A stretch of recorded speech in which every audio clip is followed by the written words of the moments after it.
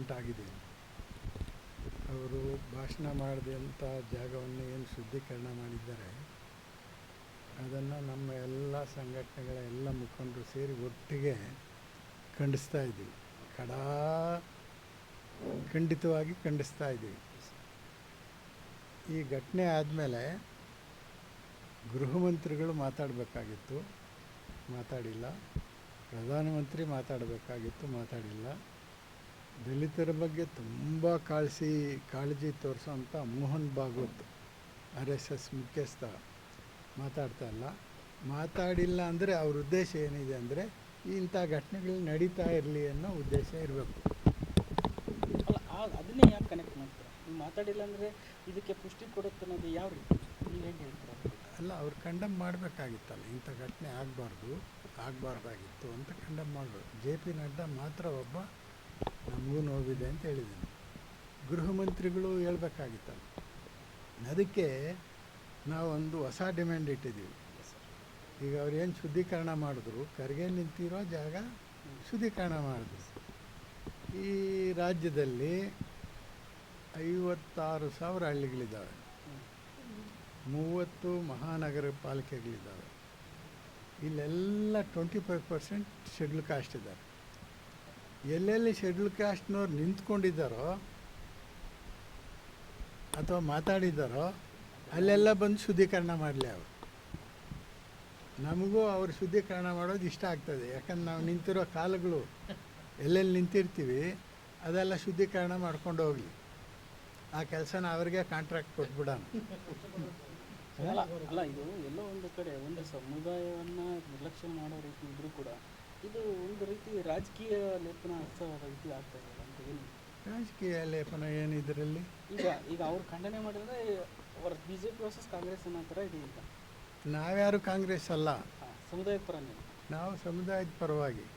ಈಗ ಖರ್ಗೆ ಅವರು ಇಂಡಿವಿಜುವಲ್ ವ್ಯಕ್ತಿ ಅಲ್ಲ, ಒಂದು ರಾಷ್ಟ್ರೀಯ ಪಕ್ಷದ ಅಧ್ಯಕ್ಷರು, ವಿರೋಧ ಪಕ್ಷದ ನಾಯಕ ರಾಜ್ಯಸಭೆಯಲ್ಲಿ, very much equal to prime minister ಆತ. ಆತನಿಗೆ ಹಂಗಾದರೆ ಶಾಡೋ ಪ್ರೈಮ್ ಮಿನಿಸ್ಟರ್ ವಿರೋಧ ಪಕ್ಷದ ನಾಯಕ ಅಂದರೆ ಈಗ ಆತನಿಗೆ ಹಂಗಾದರೆ ಈಗ ನಮ್ಮ ಕತೆಗಳೇನು? ಈಗ ಅದಕ್ಕೆ ಆ ಮನುವಾದಿಗಳಿಗೆ ನಾವು ರಿಕ್ವೆಸ್ಟ್ ಮಾಡ್ತೀವಿ, ನಾವು ಎಲ್ಲೆಲ್ಲಿದ್ದೀವಿ ಸಾಧ್ಯವಾದರೆ ನಾವು ನಿಂತಿರೋ ಜಾಗ ಬೇಡ, ನಮ್ಮ ಮನೆಗಳೇ ಬಂದು ಶುದ್ಧೀಕರಣ ಮಾಡಲಿ, ಗುಡಿಸ್ಬಿಡ್ಲಿ. ಕ್ಲೀನಾಗಿ ಗುಡಿಸ್ಬಿಟ್ಟು ಶುದ್ಧೀಕರಣ ಮಾಡಿದ್ರೆ ಅವರಿಂದ ನಮಗೂ ಒಳ್ಳೆಯದಾಗತ್ತೆ. RSS ಬಜರಂಗ ದಳ BJP ಹೆಸರಿನಲ್ಲಿ ಏನು ಅಧಿಕಾರಕ್ಕೆ ಬಂತೋ ಸುಮಾರು 10-11 ವರ್ಷದಿಂದ ಈ ಆಚರಣೆಯನ್ನು ಹೆಚ್ಚು ಮಾಡಿದ್ದಾರೆ. ಇದು ಕಾರಣ ಇಷ್ಟೇ, RSS ಬಜರಂಗ ದಳ ಏನಿದೆಯೋ ಅದು ಕೋಮುವಾದಿಗಳ ಇದು ಅಸ್ಪೃಶ್ಯರನ್ನ ಕಂಡ್ರೆ ಅವ್ರಿಗೆ ಅಸಮಾಧಾನ. ಮನು ಸಂಸ್ಕೃತಿಯನ್ನು ನೋಡಿದ್ರೆ ಬಹುಶಃ ಅಂಬೇಡ್ಕರ್ ಮನು ಸಂಸ್ಕೃತಿನ ಆ ಕಾರಣಕ್ಕೆ ಸುಟ್ಟಾಕಿದ್ರು ಅಂತ ನಾವೆಲ್ಲರೂ ಕೂಡ ಅರ್ಥ ಮಾಡ್ಕೋಬೇಕು. ಆ ಮನು ಸಂಸ್ಕೃತಿಯನ್ನು ಅವ್ರು ಅರ್ಥ ಮಾಡ್ಕೊಂಡಿರೋದ್ರಿಂದ ಈ ದೇಶದ ದಲಿತರನ್ನ ಅಸ್ಪೃಶ್ಯರನ್ನ ಕಂಡ್ರೆ ಅವರು ಈ ಥರದ ಬೆಳವಣಿಗೆಯನ್ನು ಇವತ್ತೇನು ಮಾಡ್ತಾಯಿಲ್ಲ, ಸುಮಾರು 150 ವರ್ಷದಿಂದಲೂ ಮಾಡ್ತಾವ್ರೆ. ಇದಕ್ಕೆ ನಾವು ಅಂದಿನಿಂದಲೂ ಖಂಡಿಸ್ತಾ ಇದ್ದೀವಿ. ಆದರೆ ಇವತ್ತು ನಾವು ಹೇಳೋದೇನು ಅಂದರೆ ಈ ರಾಷ್ಟ್ರವನ್ನು ಆಳುವಂಥ ಪ್ರಧಾನಿ ಆಗಲಿ ಮತ್ತು ಗೃಹ ಸಚಿವ ಆಗಲಿ ಮಾತಾಡಬೇಕಾಗಿತ್ತು.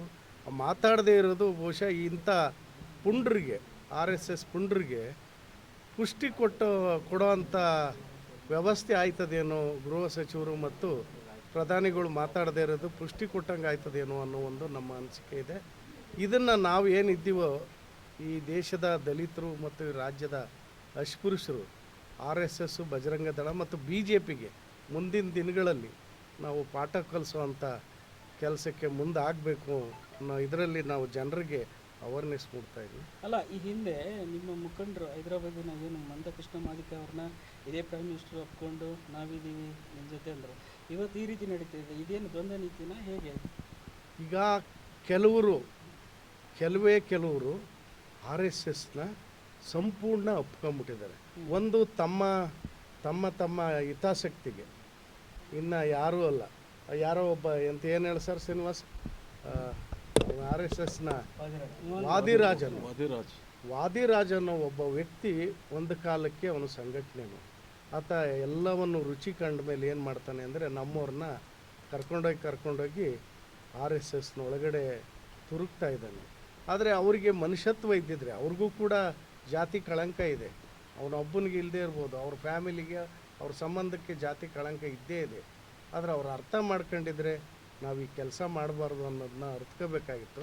ಮತ್ತು BJPಲಿ ಈಗ ಏನು ಇದಾರಲ್ಲ MP ಗಳು ಮತ್ತು ಈ ವಿರೋಧ ಪಕ್ಷದವ್ರು, ಇವರು ಈ ಘಟನೆ ಆದಮೇಲೆ ತಕ್ಷಣ ಅವರು ನಾವು ರಾಜೀನಾಮೆ ಕೊಡ್ತೀವಿ, ಇದು ನಮ್ಮ ಸಮುದಾಯಕ್ಕೆ ಆದ ಅವಮಾನ, ಇದು ಯಾರೋ ಒಬ್ಬ ವ್ಯಕ್ತಿಗಲ್ಲ ಆಗಿರೋದು ಅನ್ನೋದನ್ನ ಮಾತಾಡಬೇಕಾಗಿತ್ತು. ಅವ್ರು ಯಾರೂ ಮಾತಾಡ್ತಾ ಇಲ್ಲ. ಅವರೆಲ್ಲರೂ ಕೂಡ ನಾವು RSSನವರು ಅನ್ನೋವನ್ನು ಬಿಂಬಿಸ್ತಾ ಇದ್ದಾರೆ. ಅದನ್ನು ನಾವು ಖಂಡಿಸ್ತಾ ಇದ್ದೀವಿ.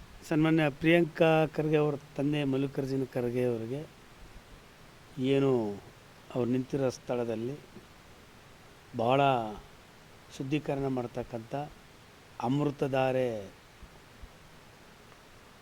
ಗಂಜಲ ಮತ್ತು ಸಗಣಿ ಬಳಸೋದ್ರ ಮೂಲಕ ಶುದ್ಧೀಕರಣ ಮಾಡಿದ್ದಾರೆ. ಅವರಿಗೆ ಈ ಮನುವಾದಿಗಳಿಗೆ ಅಭಿನಂದನೆ ಸಲ್ಲಿಸ್ತೀನಿ. ಈ ಮೂಲಕ ಅವ್ರಿಗೊಂದು ಕರೆ ಕೊಡ್ತಾಯಿದ್ದೀನಿ. ಗಂಜಲ ಅಮೃತ ಆಗೋದಾದರೆ, ಸಗಣಿ ಕೂಡ ಅಮೃತ ಆಗೋದಾದರೆ, ಮೃಷ್ಟಾನ್ನ ಆಗೋದಾದರೆ, ತಾವು ದಯಮಾಡಿ ಬೆಳಗ್ಗೆ ಎದ್ದಿದ್ದ ತಕ್ಷಣವೇ ನೀರು ಕುಡಿಯೋ ಬದಲು ಗಂಜಲನ್ನು ಕುಡೀರಿ, ಅನ್ನ ತಿನ್ನೋ ಬದಲು ಸಗಣಿ ತಿನ್ನಿರಿ. ಆವಾಗ ಇದು ಪರಿಶುದ್ಧ ಅಂತ ನಾವು ಅದ್ರ ಭಾವಿಸ್ತೀವಿ.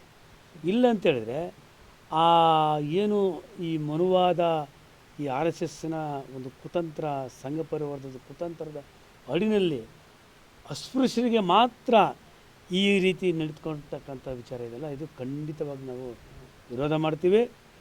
ಇದು ಅಶುದ್ಧ. ಇದು ಸಂವಿಧಾನಬದ್ಧವಾದಂಥ ಏನು ಕಾನೂನಿದೆ, ಆ ಕಾನೂನು ವಿರುದ್ಧವಾದಂಥ ಮಾಡೋದ್ರ ಮೂಲಕ ಆರ್ಟಿಕಲ್ 17 ಉಲ್ಲಂಘನೆಯನ್ನು ನೀವು ಮಾಡ್ತಾಯಿದ್ದೀರಿ ಅಂತೇಳಿ ಈ ಸಂದರ್ಭದಲ್ಲಿ ಇವರಿಗೆ ಎಚ್ಚರಿಕೆಯನ್ನು ಕೊಡೋದ್ರ ಮೂಲಕ ಇವರು ಸಗಣಿ ಮತ್ತು ಗಂಜಲನ ಪ್ರತಿನಿತ್ಯ ಸೇವನೆ ಮಾಡಲಿ ಅಂತೇಳಿ ನಾನು ಅವರಲ್ಲಿ ಮನವಿ ಮಾಡ್ತೀನಿ.